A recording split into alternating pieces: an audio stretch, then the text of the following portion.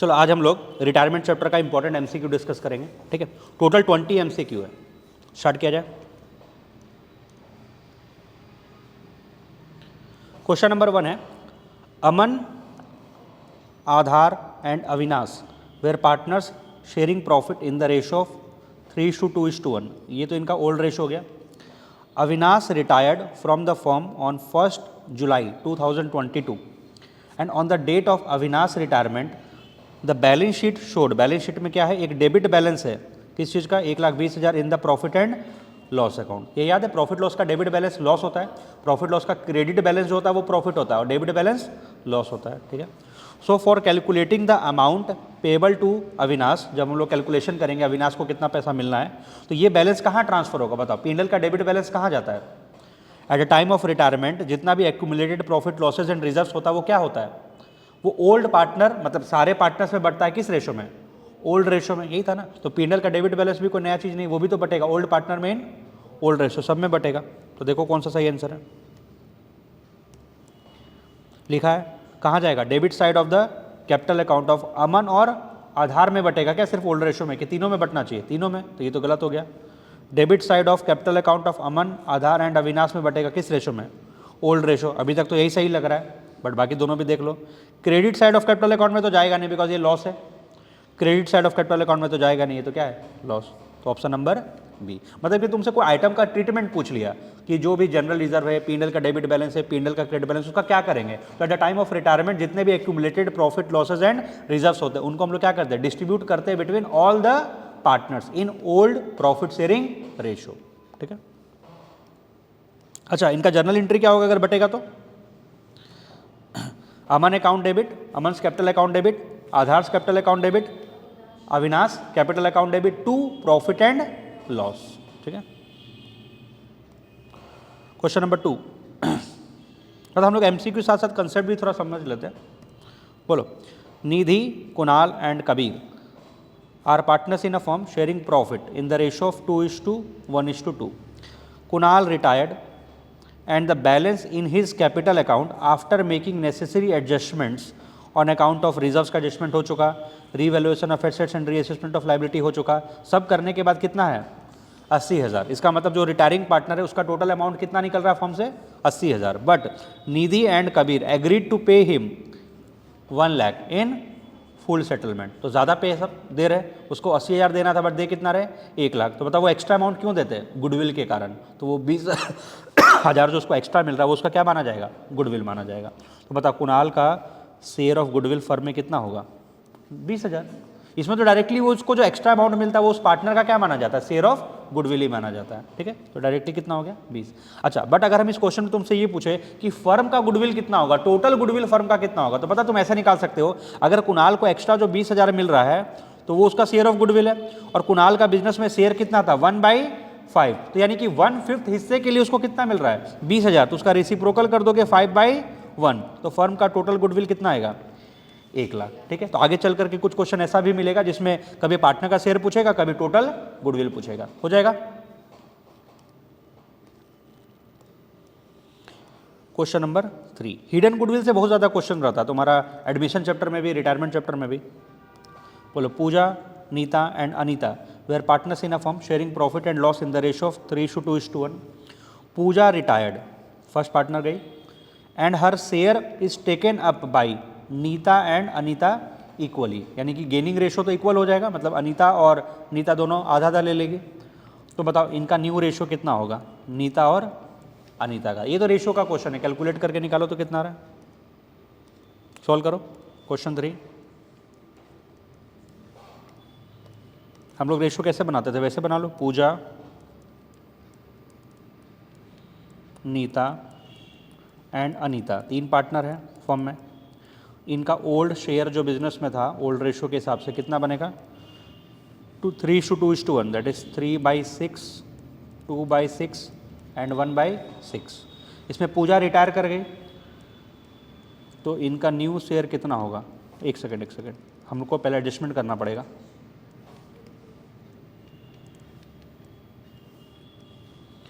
पूजा का ये 3/शेयर तो पूरा खत्म हो जाएगा सेक्रीफाइस, इसके पास बचेगा 0, और ये 3/6 जो है ये लोग दोनों आपस में इक्वली बांट लेगा, तो 3/6 का आधा 3/12 एंड 3/12, बस इतना ही करना है ना।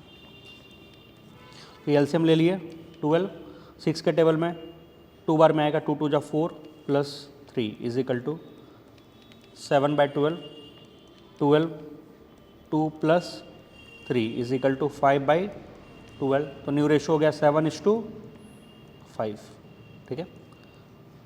अब ये टाइम नहीं रहा कि बैठ करके रेशो सिखाए, और ये तो नहीं पॉसिबल है, ठीक है। हो जाएगा ना, बन गया। Question number 4, G, S and T were partners sharing profit in the ratio of 3:2:1. G retired and his dues towards the firm including capital balance, accumulated profit and losses, share, revaluation gain, सब कुछ करने के बाद कितना है 580, but जी को कितना दे रहे हैं 7 लाख रुपए इन फुल सेटलमेंट, तो एक्स्ट्रा अमाउंट जो दे रहे होंगे 1,20,000, वो उसका शेयर ऑफ गुडविल होगा। And for giving that additional amount of rupees 1,20,000 S को डेबिट किए कितने से 40 से, ठीक है। तो डिटरमाइन करना क्या है गुडविल ऑफ द फर्म। अब देखो उसको जो एक्स्ट्रा अमाउंट मिल रहा है 1,20,000 किसको मिल रहा है, कौन पार्टनर रिटायर कर रहा था, जी को। तो जी को जो एक्स्ट्रा अमाउंट मिल रहा है वो तो जी का शेयर ऑफ गुडविल है, हम इसी के बेसिस पर फर्म का टोटल गुडविल पता कर सकते हैं। जी का बिजनेस में शेयर कितना था, फर्स्ट पार्टनर 3/6, उसका रेसिप्रोकल 6/3 कितना आएगा 2,40,000। ये खाली कंफ्यूज करने के लिए दिया हुआ है कि एस को हम लोग डेबिट किए कितने से 40 से, इसका कोई ज़रूरत नहीं। देखो वो तो ऑब्वियसली गुडविल का एडजस्टमेंट एंट्री में होता है, gaining partner account debit to sacrificing, मतलब कि जी को जो 1,20,000 मिल रहा होगा उसमें से एस कितना कंट्रीब्यूट करेगा 40,000 और बाकी पार्टनर 80 कंट्रीब्यूट करेगा, बट उससे हमको कोई फर्क ही नहीं पड़ रहा है। हम तो जी का जो एक्स्ट्रा 1,20,000 मिल रहा है उसी से तो हम पता कर लिए कि फर्म का टोटल गुडविल कितना है 2,40,000, तो ये कोई काम का नहीं है, ठीक है, याद रखना, ठीक है।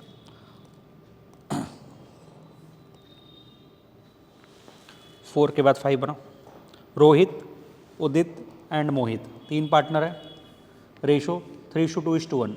मोहित रिटायर्ड, मोहित ये है, मोहित रिटायर कर गया। हम एरो इसलिए बना दिए, हमको ध्यान में रहेगा जो रिटायर कर रहा है उसका शेयर कितना 1/6।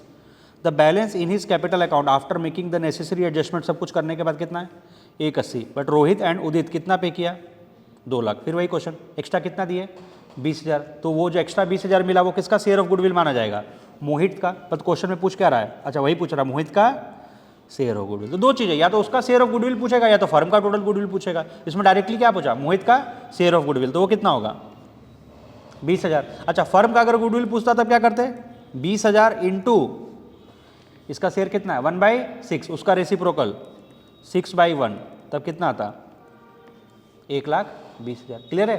तो हिडन गुडविल से 2 टाइप का क्वेश्चन बन रहा है, या तो उसका पार्टिकुलर पार्टनर का शेयर ऑफ गुडविल पूछ रहा है या तो फर्म का टोटल गुडविल पूछ रहा है।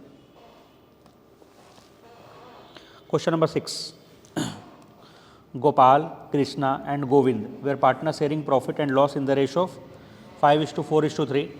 Krishna retired on 1 April 2022। Gopal and Govind purchased his share of profit by giving him 1,20,000। 80,000 कौन पे करेगा, गोपाल, और 30,000 कौन पे करेगा, गोविंद। तो बताओ गेनिंग रेशियो क्या होगा। देखो इसका मतलब समझना होता क्या है, जब एक पार्टनर रिटायर करता है, जब एक पार्टनर रिटायर करता है तो इसका जितना भी प्रॉफिट में हिस्सा था अब वो तो फ्यूचर में रहेगा नहीं, तो इसका प्रॉफिट अब कौन एक्वायर कर लेगा, बाकी पार्टनर कौन, गोपाल और गोविंद। हाँ देखो इसमें कृष्णा रिटायर कर रहा है, ठीक है, तो कृष्णा अगर फर्म से जाएगा तो कृष्णा का हिस्सा अब किसको मिलेगा, गोपाल को मिलेगा और गोविंद को मिलेगा, तो फ्री में तो होगा नहीं, तो कृष्णा अपना हिस्सा बेचेगा जो उसको उतना पैसा दे दे।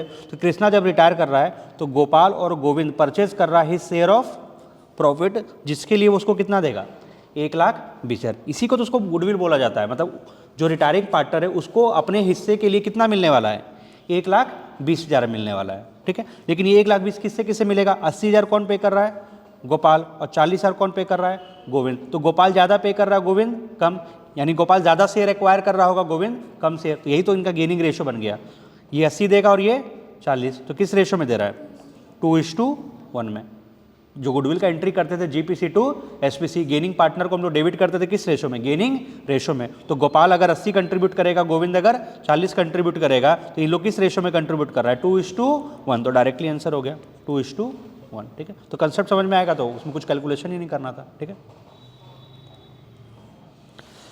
Question 7, Gurpreet, Vishal and Ananya are partner sharing profit in the ratio of 2:3:1।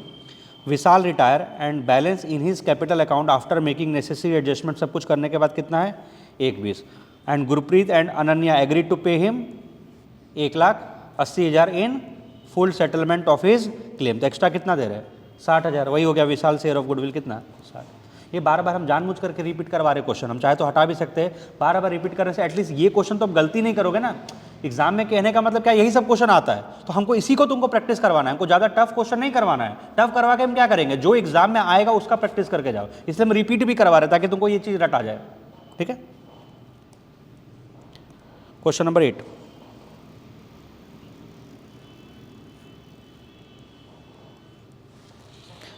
Kriti, Heena and Nidhi were partner sharing profit in the ratio of 3:2:1. Nidhi retired and on the date of her retirement workman compensation fund या reserve एक ही चीज़ है, कितना था balance sheet में 1,50,000, लेकिन workman compensation claim कितना है 1:20। अच्छा, क्लेम कम है, रिजर्व ज़्यादा है, तो क्लेम के लिए पैसा निकालने के लिए, क्लेम के लिए प्रोविजन बनाते हैं, उसके बाद भी तो बचेगा कितना 30,000, तो वो जो बच जाएगा वो तो बटेगा सब में इन द ओल्ड रेशो। तो क्वेश्चन क्या पूछ रहा है, how much amount of workman compensation fund will be credited to Nidhi, सिर्फ निधि को कितना मिलेगा। तो अगर वो 30,000 रुपया जो बच रहा है वो बटेगा इन द 3:2:1, तो हमको सिर्फ निधि का जानना है। तो निधि तो थर्ड नंबर में ना, थर्ड नंबर में कितना 1/6, तो 30,000 का 1/6 कितना आएगा 5,000 आएगा। तो इस तरीके से पूछेगा क्वेश्चन। ठीक है, ये कोई टफ क्वेश्चन नहीं हुआ, ये तो बेसिक कंसेप्ट है। ये सब एमसीक्यू तो अगर तुम नहीं भी अभी पढ़ते तो ये सब तो बन जाता है, इसमें ज़्यादा कॉम्प्लिकेटेड नहीं है। Question number 9, which of the following statement is correct. ये तो करेक्ट पहचानो। Goodwill on retirement of a partner is credited to remaining partners capital account in their sacrificing ratio. Retirement के समय में गुडविल का तो एंट्री क्या होता है जीपीसी टू एसपीसी ना, तो ये क्या लिखा हुआ है, goodwill on retirement of partner is credited to remaining partners capital account in their sacrificing ratio, नहीं, वो तो गेनिंग रेशो का यूज़ होता है। और ऐसे भी रिमेनिंग पार्टनर को क्रेडिट नहीं करते, उनको तो डेबिट करना पड़ता है बिकॉज वो लोग गेन करते होते हैं। Goodwill on retirement of a partner is credited to remaining partners capital account in their gaining ratio. Gaining ratio तो ठीक बोल रहा है बट क्रेडिट नहीं होगा, वो लोग डेबिट होते हैं। Goodwill on retirement of a partner is debited to remaining partners capital account in their new ratio, तो ये भी सही नहीं है। फिर लास्ट क्या बच रहा है, goodwill on retirement of a partner to the extent of retiring partner share, जितना रिटायरिंग पार्टनर का हिस्सा है, is debited to remaining partners capital account in their gaining ratio. अब सही बोल रहा ना, डेबिट करेंगे किस रेशो में, गेनिंग रेशो में, ऑप्शन नंबर डी। ठीक है, तो जब करेक्ट आइडेंटिफाई करने बोलेगा तो चारों पढ़ लेना, बेस्ट उसमें से देख लेना। क्वेश्चन 10, ये इजी है, ट्राई करो तो शायद सही दोगे आंसर।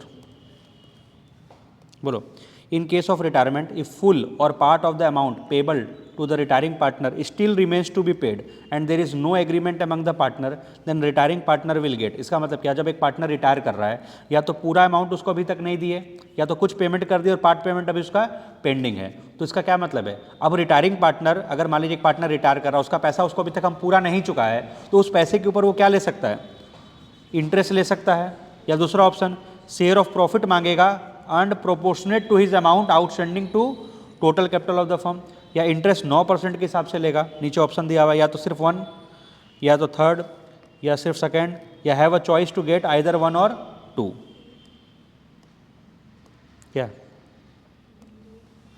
बोलो, ऐसे कुछ पढ़े हो, सेक्शन 37 याद है, कुछ पढ़े थे कि जब एक पार्टनर का डेथ होता है चाहे रिटायर होता है और उसको पूरा पैसा अगर अभी तक नहीं चुका है, तो जितना पैसा उसका फर्म रख लिया उस पैसे के ऊपर या तो वो ब्याज ले सकता है 6% के हिसाब से, या तो उस पैसे को यूज़ करके बिजनेस में जो प्रॉफिट कमाया गया होगा उस प्रॉफिट में हिस्सा मांग सकता है, विच एवर इज हायर, उसके पास चॉइस रहता है। तो कौन सा होगा, ऑप्शन नंबर डी, याद रखना। तो जब एक पार्टनर रिटायर करता है चाहे डेथ करता है और उसको उसका पैसा भी पूरा वापस नहीं किया जाएगा, तो उस पैसे के ऊपर या तो वो ब्याज मांग सकता है 6%, या तो प्रपोर्शनेट बेसिस पर जो फर्म में क्या कमाया गया प्रॉफिट कमाया गया उसमें वो हिस्सा मांग सकता है। तो ऑप्शन है आइदर 1 और 2, और ये हम लोग पढ़े हुए भी सेक्शन 37।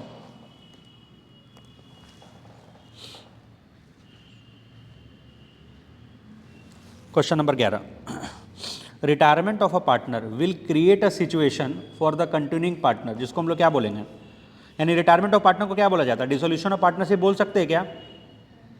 अच्छा, रिटायरमेंट ऑफ पार्टनर एक तरह से फर्म का क्या हो रहा है, रिकंस्टिट्यूशन हो रहा है। रिकंस्टिट्यूशन मतलब पुराना एग्रीमेंट खत्म होगा और बाकी पार्टनर के बीच में अब नया एग्रीमेंट बनेगा। क्या बिजनेस बंद होगा? नहीं, बिजनेस कंटिन्यू होगा। तो डिसोल्यूशन ऑफ पार्टनरशिप हम एक बार बताए भी, यहाँ पर फर्म वर्ड नहीं है, सिर्फ डिसोल्यूशन ऑफ पार्टनरशिप है, इसको भी क्या बोला जाता है, रिकंस्टिट्यूशन ही बोला जाता है। तो शायद ऑप्शन नंबर यही सही है। बाकी देख लो यहाँ पर क्या लिखा हुआ, डिसोल्यूशन ऑफ पार्टनरशिप फर्म, ये तो फर्म ही बंद हो रहा है, ये ऑप्शन होगा नहीं। वाइंडिंग अप का भी मतलब होता है बिजनेस का बंद होना, नन ऑफ दिस तो तब होता जब ऑप्शन नंबर ए में कुछ और लिखा हुआ था। यहाँ तो ऑप्शन नंबर ए सही है, डिसोल्यूशन ऑफ पार्टनरशिप। ठीक है,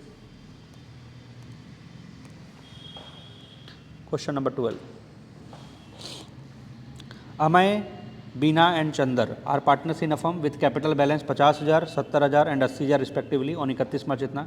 Amay decides to retire from the firm on 31 March 2022। ठीक है, and with the help of the information provided calculate the amount to be paid to Amay on his retirement. तो हमको ढूंढ करके निकालना है कि अमय को रिटायरमेंट पर कितना पैसा मिलेगा। तो देखो अमय, बीना और चंदर में से अभी इनका कैपिटल कितना है, 50, 70 और 80। हमको सिर्फ अमय का बात करना, अमय का कैपिटल कितना है, 50। अब आगे देखो इनके पास जनरल रिजर्व भी कितना था, 7.5। तो इस जनरल रिजर्व में भी तो अमय को हिस्सा मिलेगा। अब इनका कुछ भी रेशो नहीं दिया हुआ है तो 1:1:1 मानेंगे, तो 7,500 का 1/3 हिस्सा मिलेगा 2500, तो 2500 और मिलेगा, यानी 50,000 तो कैपिटल मिलेगा ही, प्लस जनरल रिजर्व में कितना मिलेगा, 2500 मिलेगा। ठीक है, उसके बाद गुडविल फर्म का कितना चल रहा है, 30,000। तो रिटायरिंग पार्टनर को कम से कम उसके हिस्से का गुडविल भी मिलेगा, 1/3 हिस्सा, 10,000 गुडविल में भी हिस्सा मिलेगा। बाकी रीवैल्यूएशन में कितना प्रॉफिट हुआ था, 24,000, तो ये भी बटेगा, तो उसमें कितना मिलेगा, 1/3, 8,000। सब चीज़ में हो तो 1/3 मिलेगा ना, तो कितना हो जाएगा, जोड़ लो, 50, 10, 60, 68 और 2, 70,500। तो इतना वर्किंग तो यहीं पर कर लोगे तुम, हो जाएगा।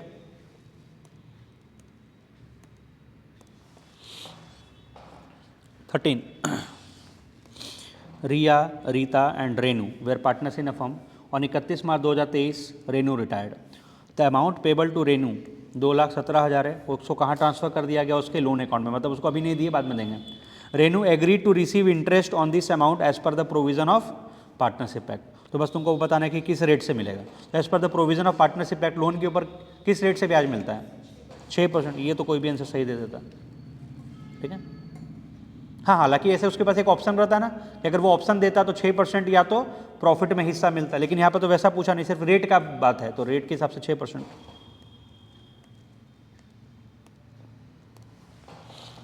14, Amla, Bimla and Kavita were partner sharing profit in the ratio 4:3:1। Bimla retires and give her share of profit. Bimla retire कर रही है और अपना शेयर ऑफ प्रॉफिट दे रही है, किसको, मतलब बेच रही है, अमला को कितने में, 3600 में, और कविता को कितने में, 3,000 में। यानी कि अमला से 3600 रुपया लेना है और कविता से 3,000 रुपया लेना है। तो ये तो गेनिंग रेशो मिल जाएगा ना। अमला कितना देगी, 3600, कविता कितना देगी, 3,000। तो बताओ गेनिंग रेशो कितना बनेगा, 3600 और 3,000 का रेशो निकालो, 6:5 हो गया। ऐसा एक पैटर्न का मिला था ना वो क्वेश्चन, वो अपना प्रॉफिट बेच करके जा रहा था। यहाँ पे तो वही चीज़ है कि बिमला रिटायर कर रही है और अपना शेयर ऑफ प्रॉफिट दे रही है, किसको, अमला को 3600 में और कविता को 3,000 में। तो अमला से लेना है 3600, कविता से लेना है 3,000। यही तो इनका गेनिंग रेशो है, 6:5।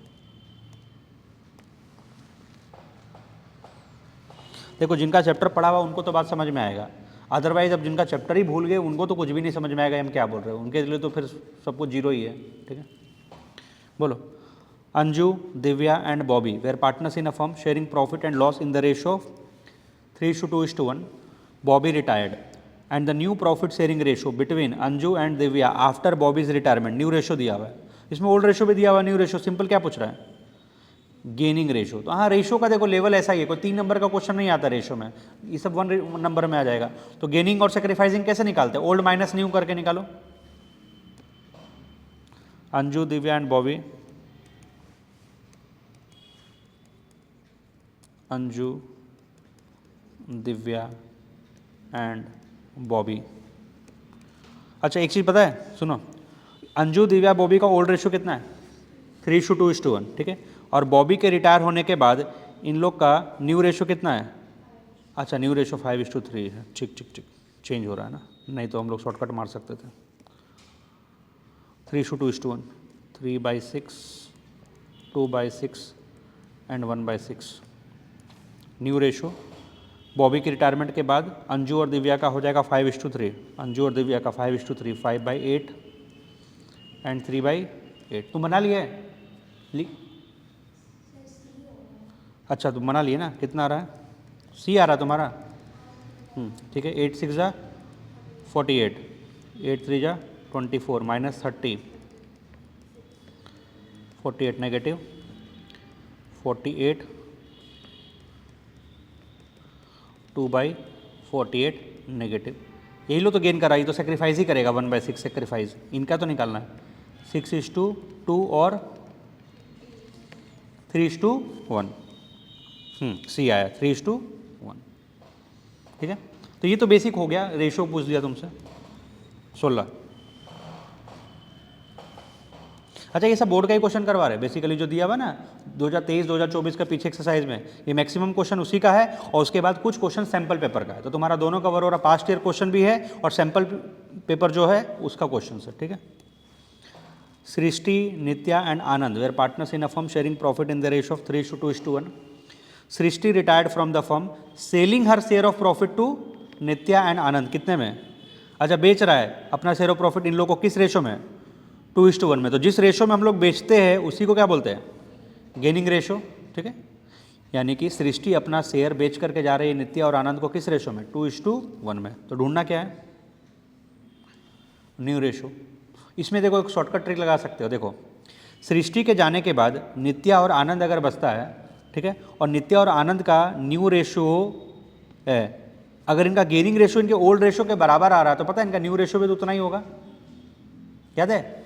जैसे मान लीजिए सृष्टि, नित्या और आनंद 3 पार्टनर है, रेशो है 3:2:1, ठीक है।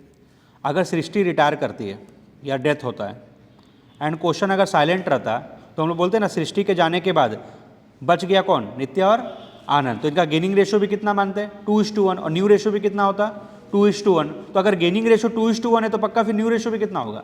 2:1। तो यहाँ पर बिना कैलकुलेट के शॉर्टकट लगा सकते थे कि अगर इनका गेनिंग रेशो जो बचे हुए पार्टनर के रेशो के ही बराबर है तो इनका न्यू रेशो भी कितना आएगा? उतना है। तुम इस 3 रुपये को अगर इनमें बांट दो वापिस से 2:1 में तो ये तो बदलेगा नहीं ना। तुम किसी भी चीज़ को बार बार 2 पार्टनर के बीच में उसी के रेशो में बांटते भी जाओगे तो क्या उनका नया रेशो बदलेगा? नहीं बदलने वाला है, ठीक है। तो इनका न्यू रेशो कितना बनेगा? 2:1, ठीक है। 17 Meeta, Veena and Atul were partner sharing profit in the ratio of 3:2:1। Atul retire, 3rd number partner Atul retire and his share was taken over by Meeta and Veena. लेकिन इस बार किस रेशो में ले रही है? 1:4। अब चेक करो तो मीता और वीना का रेशो यहाँ पर कितना है? 3:2, लेकिन ये लोग एक्वायर किस रेशो में कर रहा है? 1:4। तो यहाँ शॉर्टकट ट्रिक नहीं लगेगा, यहाँ पर सॉल्व करना पड़ेगा। तो अतुल का शेयर को मीता और वीना में बांटा जाएगा किस रेशो में? 1:4। तो अतुल का शेयर है कितना फर्म में? 1/6। तो इस 1/6 का 2 हिस्सा करो 1:4 में बांट करके। तो एक हिस्सा मीता गेन करेगी और एक वीना। तो मीता कितना गेन करने वाली है? मीताज गेन और वीनास गेन दोनों का निकालो। तो अतुल का हिस्सा जो 1/6 है, इस 1/6 में से 1/5 हिस्सा मीता को मिलेगा एंड 4/5 हिस्सा वीना को मिलेगा। तो 1/30 इसको मिलेगा एंड 4/30 इसको मिलेगा। ये तो भी हम लोग गेन ढूंढे, हम लोग को न्यू रेशो ढूंढना है ना। तो ये मीता में जोड़ दो, मीता के ओल्ड शेयर में जोड़ दो, और ये वीना के ओल्ड शेयर में जोड़ दो। तो मीता का शेयर कितना था? 3/6। मीता का हिस्सा कितना था? 3/6। उसको कितना मिल जाएगा? 1/30। वीना का कितना था? 2/6 प्लस उसको मिल जाएगा 4/30। तो ये हो जाएगा 3 नहीं, एलसीएम होगा 30, 6 5 5 15, 15 और एक 16, 16/30। इसका हो जाएगा 14/30। 30, तो 16:14 और कटेगा 8:7, 8:7, ठीक। Question 18, Ravi, Vani and Tony were equal partners in a firm.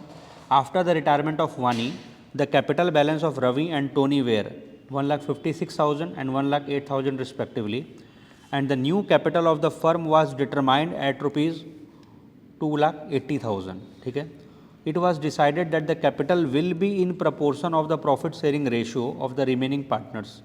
तो बताओ टोनी और कितना रुपया लेकर के आएगा। ये तो कैपिटल एडजस्टमेंट है। देखो 3 पार्टनर थे, रवि, वानी और टोनी। उसमें से कौन रिटायर कर रहा है? वानी को रिटायर करना है, ठीक है, वानी को रिटायर करना है। आफ्टर द रिटायरमेंट ऑफ वानी, रवि और टोनी का कैपिटल बता दिया, कितना बच रहा है? ओल्ड एडजस्टेड कैपिटल, मतलब सब कुछ करने के बाद रवि और टोनी का कितना कैपिटल बच रहा है? 156 और 1,08,000। बट ये लोग डिसाइड किया है कि फर्म का न्यू कैपिटल कितना होगा? 280। तो ये न्यू कैपिटल किनका होगा? यही जो पार्टनर बच जाएंगे, क्योंकि वानी तो रिटायर कर जाएगा। बाकी पार्टनर जो बच गए उनका कैपिटल फर्म में कितना होना चाहिए? 280। और ये डिसाइड किया गया कि ये कैपिटल किस रेशियो में होगा? उनके प्रॉफिट शेयरिंग रेशो। ये profit sharing ratio basically new ratio होता है, मतलब उनका जो न्यू कैपिटल न्यू रेशो में होना चाहिए, ठीक है। तो बताओ अगर ये 2,80,000 रुपया रवि और टोनी मिलकर कंट्रीब्यूट करेगा किस रेशो में? न्यू रेशो में, तो इनका न्यू कैपिटल निकालना पड़ेगा और उसको कंपेयर करना पड़ेगा किससे? ओल्ड कैपिटल से। तो फिर डिफरेंस पता चलेगा कौन पैसा लाएगा कौन पैसा निकालेगा, ठीक है। तो इस क्वेश्चन नंबर 18 को सॉल्व करो, ठीक है। रवि और टोनी ये लोग बच जाएंगे फर्म में, वानी तो रिटायर कर जाएगा, और इन लोग दोनों का न्यू कैपिटल कितना होने वाला है? 2,80,000 रुपया इनके न्यू रेशो में। तो इनका न्यू रेशो कितना है? इन्होंने तो कोई रेशो दिया हुआ ही नहीं है। इनका ओल्ड रेशो भी कितना मानेंगे? 1:1:1। न्यू रेशो भी फिर क्या मानेंगे? 1:1। सब तो 1:1 ही है, ठीक है। तो उस हिसाब से रवि का फर्म में 1,40,000 होना चाहिए और टोनी का भी 1,40,000 होना चाहिए, माइनस इनका एडजस्टेड ओल्ड कैपिटल फर्म में पहले कितना बच रहा था? 156 एंड 1,08,000, 156 एंड 1,08,000, ठीक है। तो रवि का होना चाहिए 1,40,000, रवि के पास फिलहाल है 156, तो रवि तो निकाल लेगा एक्स्ट्रा पैसा। ये तो 16,000 क्या करेगा? विड्रॉ कर लेगा। बट हमसे ये नहीं पूछा कि रवि कितना विड्रॉ करेगा, हमसे ये पूछ रहा है कि टोनी कितना रुपया लेके आएगा। 1,08,000 है, बट होना कितना चाहिए? 1,40,000, तो 32,000 रुपया ये ब्रिंग। और क्वेश्चन यही पूछा था, Tony will bring 32 for deficiency, ठीक है। फर्स्ट टाइम अगर इसको खुद से समझ करके बनाओगे तो ऑब्वियसली सोचना पड़ेगा, टाइम लगेगा, लेकिन ये सब देखो एग्जाम का मतलब होता है रट करके जाना है। बात को समझो, तुम एग्जाम देने जा रहे हो तो वहाँ पर तुम्हारा कंपटीशन है कि कम समय में तुमको सॉल्व करना है। वहाँ तुम खुद से सोचोगे कि अरे ये पढ़े है कैसे बनेगा, तो तुम लॉन्ग बना लोगे। जैसे बिजनेस स्टडीज़ में पहले क्लास में क्या पढ़ाया गया? इफेक्टिव और एफिशिएंसी, वही है। बनाने आता है तुम इफेक्टिव हो, बट टाइम के अंदर में बनाना तब क्या होगा? एफिशिएंसी भी जरूरी है। तो एग्जाम के लिए दोनों चीज़ें, खाली क्वेश्चन आने से नहीं होगा, कम समय में जो बना दिया वही निकल जाएगा आगे। तो ये सब इतना प्रैक्टिस करके जाना है कि रटा हुआ होना चाहिए। अच्छा ऐसा पैटर्न आया, फटाक से इसको बांटे, बस एग्जाम में क्या होगा? नंबर बदल जाएगा, रेशो वगैरह कुछ दिया हुआ रहेगा, उससे ज़्यादा कुछ नहीं होगा। तो इसको इतना प्रैक्टिस करो कि ऐसा क्वेश्चन अगर आया तो तुरंत बना लोगे, और तुम सोचोगे नहीं इसको हम लॉन्ग प्रोसेस से सोचे और तब बनाए तो छूट जाएगा, तब फिर MCQ पारने लगेगा, ठीक है। तो MCQ करवाने का मेरा मकसद यही है, स्पीड बढ़ाना। अदरवाइज क्लास में जो कंसेप्ट पढ़ा है हम लोग, जो सब्जेक्टिव पढ़े तैयारी किए, क्वेश्चन तो उससे बाहर नहीं है। इतना क्वेश्चन करवा रहे हैं हर चैप्टर का, ऐसा तो नहीं लग रहा है कि कुछ नया चीज़ आ गया, सारा वही चीज़ आया। बट उसको अगर फर्स्ट टाइम कोई भी बच्चा देखेगा तो तुरंत नहीं सोच पाएगा और डर जाएगा। इसको पढ़ के आधा बच्चा तो पहले समझ ही नहीं पाएगा और फिर बैंड बच जाएगा उसका, ठीक है। तो तुम मान करके चलो, इतना MCQ प्रैक्टिस करके जाओ कि अगर MCQ वैसा सिमिलर आया तो तुमसे तुरंत बन जाना चाहिए, ठीक है। ये हो जाएगा 18, 19। और तुम लोग का कोई एग्जाम, कोई CA का एग्जाम नहीं है, सिंपल 12th लेवल का एग्जाम है। जितना पढ़ा है उससे बाहर नहीं आएगा, उसी पैटर्न को रिपीट करेगा। मोस्टली 99% तो रिपीटेशन होने वाला है। CA का एग्जाम दे रहे होते या कोई बड़ा एग्जाम दे रहे होते तो बात होता है कि जो पढ़े कुछ आउट ऑफ सिलेबस आ जाएगा, कुछ अलग हट के क्वेश्चन आ जाएगा। तुम्हारे बोर्ड लेवल में ऐसा वैसा नहीं होता है, इतना पढ़ा रहे इसी में नंबर बदल होकर के आ जाएगा, ठीक है। बोलो, Saman, Harish and Meeta are partner sharing profit in the ratio 4:3:2। Harish retired and his capital after making adjustment for reserve and profit on revolution, सब कुछ करने के बाद कितना है 464, but Saman and Meeta agreed to pay him 5 lakh in settlement of his due. अभी line पढ़ के कॉन्फिडेंस आ रहा ना, बार बार ऐसा लाइन पढ़ने को मिल रहा है कि सब कुछ एडजस्टमेंट करने के बाद 464 है, लेकिन उसको दिया कितना गया 5 लाख, एक्स्ट्रा कितना मिला 32,000, तो उसका क्या माना जाएगा share of goodwill. But question क्या पूछ रहा है, for the excess amount given, वो जो एक्सेस अमाउंट उसको जो दिया जा रहा है कितना 32,000, समन को कितने से डेबिट कर रहे हैं 19,500, इससे हमको फर्क नहीं पड़ेगा, हमको तो ढूंढना क्या है, हाँ अच्छा 36, और समन को डेबिट किया जा रहा है 19,500 से, ये लाइन पता है वो कोई काम नहीं आने वाला, बिकॉज हमको ढूंढना क्या है फर्म का गुडविल, वो तो हम इसी से पता लगा लेंगे कि उसको जो एक्सेस अमाउंट 36,000 मिल रहा है, ये 36,000 उसका शेयर ऑफ गुडविल माना जाएगा, किसका हरीश का। तो हरीश का शेयर कितना था फर्म में 3/9, तो उसका रेसिप्रोकल कर दो 9/3, तो 3 से कटा 36 × 3, 1,08,000। तो ये वाला लाइन खाली बेवकूफ़ बनाने के लिए, ठीक है। आखिरी क्वेश्चन, क्वेश्चन नंबर 20, बट ये क्वेश्चन बढ़िया है, ये है एडजस्टमेंट ऑफ कैपिटल का क्वेश्चन, मतलब जो लॉन्ग क्वेश्चन में एडजस्टमेंट ऑफ कैपिटल करते थे वही है। X Y and Z are partners, ratio है 2:2:1, Y retired from the firm, Y बीच में है, ठीक है, वाई रिटायर कर रहा है फर्म से। Capital account of X Y and Z का बैलेंस है 60,000, 70,000 और 50,000 रिस्पेक्टिवली आफ्टर ऑल एडजस्टमेंट्स, यानी कि वो लास्ट में जो क्लोजिंग बैलेंस तक पहुंचता है ना, वहाँ तक कर चुका, सब कुछ हो चुका, एक्यूमुलेटेड प्रॉफिट लॉसेस का ट्रीटमेंट हो चुका, रिजर्व्स का ट्रीटमेंट हो चुका, गुडविल का ट्रीटमेंट हो चुका, सब कुछ हो चुका। Y was to be paid in cash brought in by X and Z in such a manner that their capital are proportionate to the new profit sharing ratio। ये लाइन कुछ पढ़ा हुआ लग रहा है, एडजस्टमेंट ऑफ कैपिटल का line है कि रिटायरिंग पार्टनर को पैसा देना है, वो कौन लेकर के आ रहा है, पुराने पार्टनर लेकर के जा रहे हैं, ताकि उनका कैपिटल किस रेशियो में हो जाए, न्यू रेशियो में हो जाए। तो बताओ हाउ मच अमाउंट एक्स और जेड लेकर के आएगा। तो ये एडजस्टमेंट ऑफ कैपिटल वाला टॉपिक है। अच्छा, इसी में एक पॉइंट और ऐड हो सकता था, मिनिमम कैश बैलेंस वाला भी पॉइंट था कि Y is to be paid in cash brought in by X and Y in such a manner that that capital are in proportional to the new profit sharing ratio and also leave a minimum bank balance या cash balance of इतना, उस तरह का भी एक point था। तो अलग अलग केस था रिटायरमेंट में, बेसिकली शायद 5 केस करवाए थे, है ना, ठीक है। तो सबसे पहले इसमें पता है तुमको क्या करना पड़ेगा, फर्म का टोटल कैपिटल पता करना पड़ेगा, मतलब इसी पैटर्न में बनेगा, new capital less old capital करके। तो क्वेश्चन नंबर 20, सबसे पहले फर्म का टोटल कैपिटल पता करो, total capital of the firm कितना होना चाहिए। इसका फॉर्मूला क्या था एडजस्टमेंट ऑफ कैपिटल में, adjusted capital of remaining partners जो बचेंगे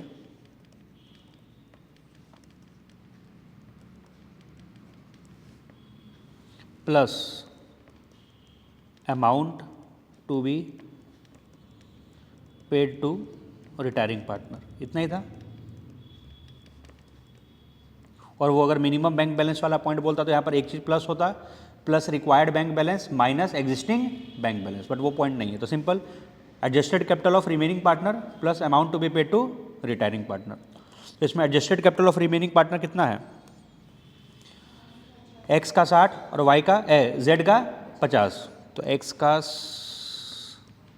60, जेड का 50, 60 और 50 प्लस हमें वाई को पैसा देने के लिए कितना लाना होगा 70,000। तो हम लोग का फर्म का न्यू कैपिटल टोटल कितना होगा, हाँ 1,80,000, और ये 180 जो रिमेनिंग पार्टनर्स है वो कंट्रीब्यूट करेंगे किस रेशो में, अपने न्यू रेशो में। तो उस हिसाब से बताओ एक्स और जेड का न्यू कैपिटल कितना होगा, ये 1,80,000 ये लोग दोनों मिल करके लगाएंगे फर्म में किस रेशो में, न्यू रेशो में। न्यू रेशो कितना होगा, वाई के जाने के बाद एक्स और जेड बच जाएगा कितना 2:1,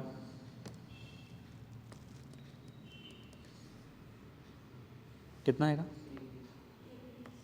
1,20 और इसका 60, माइनस पहले से इनके पास एडजस्टेड कैपिटल ओल्ड वाला कितना था,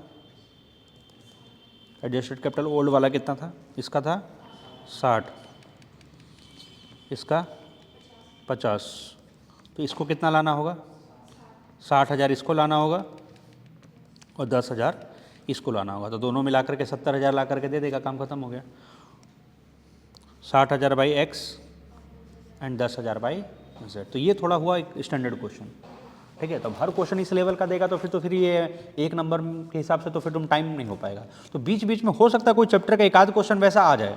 तो एमसीक्यू में ऐसा भी होगा कि बहुत सारा क्वेश्चन तुम पढ़े हो तुरंत टिक लग गया 2 सेकंड के अंदर में, कुछ कुछ क्वेश्चन में 2 मिनट भी लग जाएगा, तो वो डिपेंड करता है, ठीक है। तो अब इसमें कोई कैलकुलेशन ज़्यादा नहीं टफ हुआ।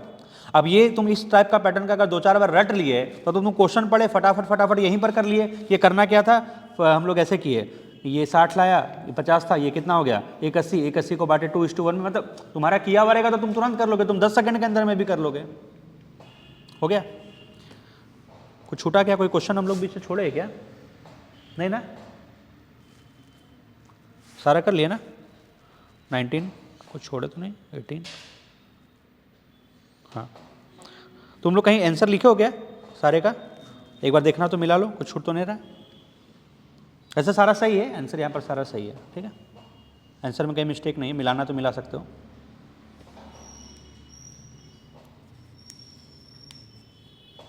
ठीक है, तो ये चैप्टर कंप्लीट।